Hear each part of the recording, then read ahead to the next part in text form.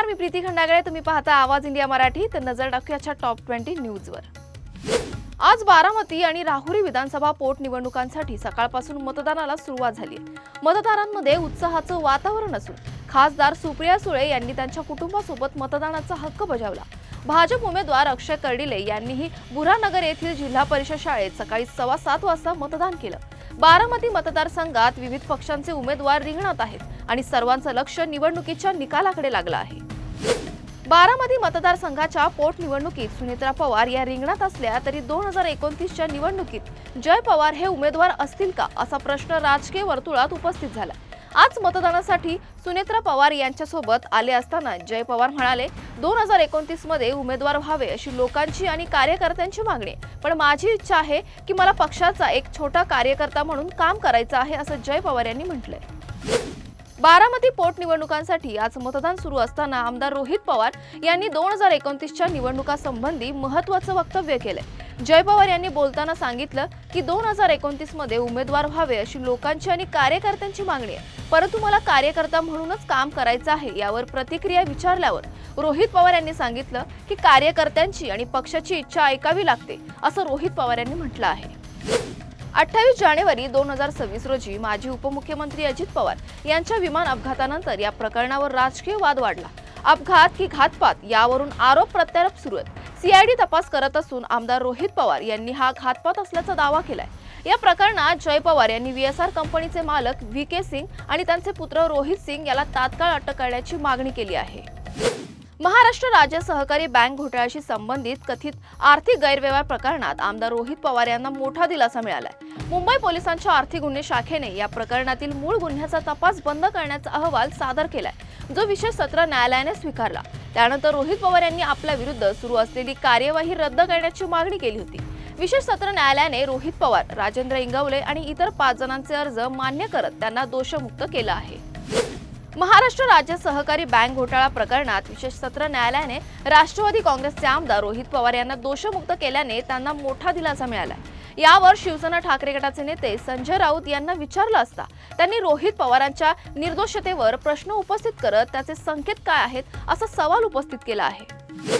भाजपच्या कोर कमिटीची महत्त्वाची बैठक मुख्यमंत्री देवेंद्र फडणवीस यांच्या निवासस्थानी बुधवारी रात्री पार पडली.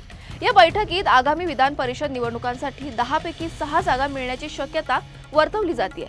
यासाठी केंद्रीय नेतृत्वाकडे 6 नावांचा प्रस्ताव पाठवला जाणार आहे. यावेळी पक्षातील जुन्या कार्यकर्त्यांना संधी देण्यावर भर देण्यात आलाय. प्रज्ञा सातव यांच्या नावावर शिक्कामोर्तब होण्याची चर्चा आहे. अमरावती जिल्ह्यातील परतवाडा येथील मुलींचं लैंगिक शोषण करून त्यांचे व्हिडिओ सोशल मीडियावर प्रसारित करणाऱ्या आंतरराज्य रॅकेटचा पर्दाफाश झाला. यानंतर पोलिसांनी तपासाचा वेग वाढवला असून मुख्य आरोपी अयान अहमद आणि त्याच्या साथीदारांविरुद्ध भक्कम पुरावे गोळा करण्यास सुरुवात केली. अयानने महागड्या गाड्या आणि शस्त्रांचा वापर केला होता. तसेच त्याच्या वापरात असलेली महिंद्रा थार गाडी राजेश प्रजापती यांच्या मालकीची असल्याचं समोर आलंय. पोलिसांनी गाडी जप्त केली असून अजून तपास सुरू आहे. नाशिकमधील भोंदू अशोक खरात प्रकरणात SIT तपासादरम्यान पीडित महिलेला गर्भपाताच्या गोळ्या डॉक्टरांच्या माध्यमातून दिल्या जात होत्या. या प्रकरणात काही बड्या डॉक्टरांसह महापालिकेतील एका डॉक्टराने मदत केल्याचा संशय व्यक्त करण्यात येतोय. तपास करताना काही सोनोग्राफी सेंटर्स आणि डॉक्टरांच्या भूमिकेचीही चौकशी सुरू आहे. गर्भपाताच्या औषधांचा पुरवठा नेमका कुठून झाला हे जाणून घेण्यासाठी तपास चालू आहे. लवकरच संबंधित डॉक्टरांना चौकशीसाठी बोलावलं जाऊ शकतं. महाराष्ट्रातील मुख्यमंत्री माझी लाडकी बहीण योजनांमध्ये अनेक बोगस लाभार्थ्यांनी गैरफायदा घेतला. विशेषतः 12,757 पुरुषांनी महिला असल्याचं दाखवून योजनेचा फायदा घेतला, ज्यामुळे सरकारला 22.96 कोटी रुपयांची हानी झाली. ग्रामविकास विभागाने काही महिला लाभार्थ्यांकडून 50% वसुली केली आहे, परंतु पुरुष लाभार्थ्यांची वसुली अजूनही बाकी आहे. मुंबई पुणे द्रुतगती मार्गावर 2 दिवसांचा मोठा ट्रॅफिक ब्लॉक आजपासून सुरू होणार आहे. महाराष्ट्र राज्य रस्ते विकास महामंडळांकडून पुलाच्या तांत्रिक कामासाठी हा निर्णय घेण्यात आलाय. डोंगरगाव आणि कुसगाव दरम्यान असलेल्या पुलावर दुरुस्ती आणि रंगकामासाठी हायड्रोक्रेनचा वापर करून कामं केली जाणार आहेत. वाहतूक सुरक्षेसाठी आज दुपारी 3 तास महामार्ग बंद राहणार आहे. उन्हाळ्याच्या सुट्ट्यांमध्ये पर्यटकांची गर्दी वाढलेली असताना वाहन चालकांना पर्यायी मार्गाचा वापर करण्याचा सल्ला देण्यात आला आहे. वाहनाचे वैध प्रदूषण नियंत्रण प्रमाणपत्र नसल्यास पेट्रोल, डिझेल आणि CNG मिळवण्यास अडचण होणार आहे. आखाती संघर्षामुळे इंधन पुरवठ्यावर परिणाम झाला होता. पण आता परिस्थिती सुरळीत आहे। दिल्लीत सुरू केलेल्या या निर्णयानुसार पीयूसी नसलेल्या वाहनांसाठी इंधन पुरवठा थांबवण्याचे आदेश देण्यात आले। प्रदूषण आणि तापमान वाढीला नियंत्रित करण्यासाठी इतर राज्यांमध्येही असे निर्णय लागू होऊ शकतात। राज्यातील रिक्षा टॅक्सी चालकांसाठी मराठी भाषा अनिवार्य करणाऱ्या निर्णयावर अभिनेता रितेश देशमुखने प्रतिक्रिया दिली आहे। राज्याचे परिवहन मंत्री प्रताप सरनाईक यांनी 1 मे नंतर मराठी बोलू न शकणाऱ्या रिक्षा चालकांचे परवाने रद्द करण्याचे निर्देश दिलेत। या निर्णयाला विविध स्तरांवर विरोध होत असला तरी सरनाईक ठाम आहेत। रितेशने या निर्णयाचं समर्थन करत म्हटलंय, महाराष्ट्रात मराठी भाषा अनिवार्यच असली पाहिजे। आपण दुसऱ्या राज्यात जातो तेव्हा तिथली भाषा बोलतोच, म्हणूनच सरनाईकांचा निर्णय योग्य आहे असं रितेश देशमुखने म्हटलं आहे। इराण आणि अमेरिका यांच्यातील संघर्षामुळे जगभरात ऊर्जा संकट वाढलंय।